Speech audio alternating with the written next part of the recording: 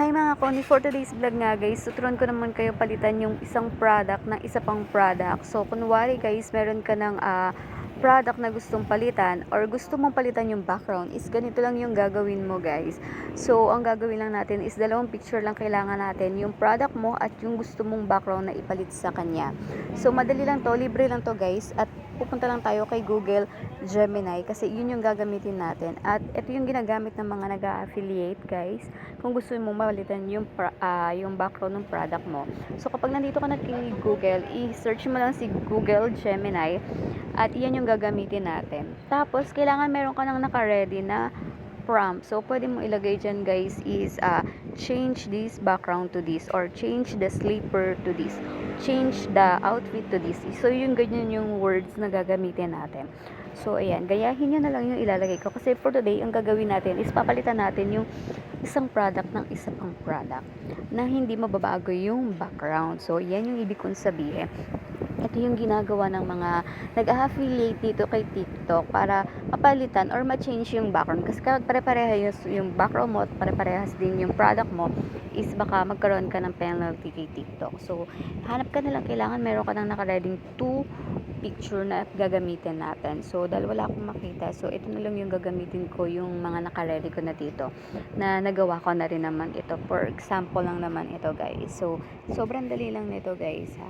Basta sundan nyo lang yung tutorial na to at makakagawa kayo ng ganitong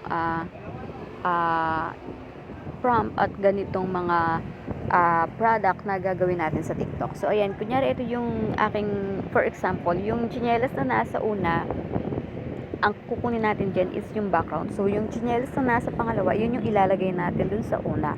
Gets nyo ba ako? Basta yung background yung papalitan natin dito.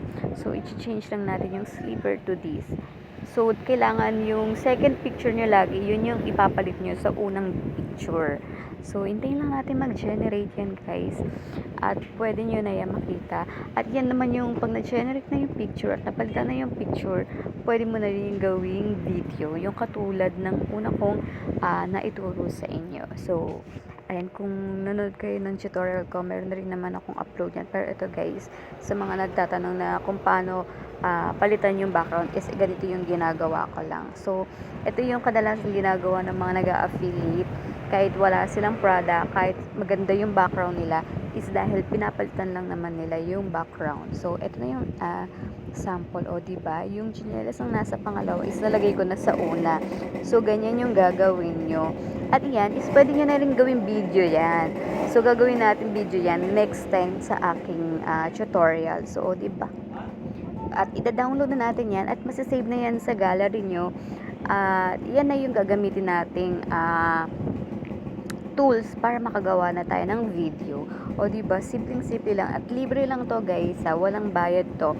Si Gemini is libre. So marami rin naman na pwedeng kayong paggamitan ng si ChatGPT guys, is pwede rin kayong gumawa doon ng ganyan.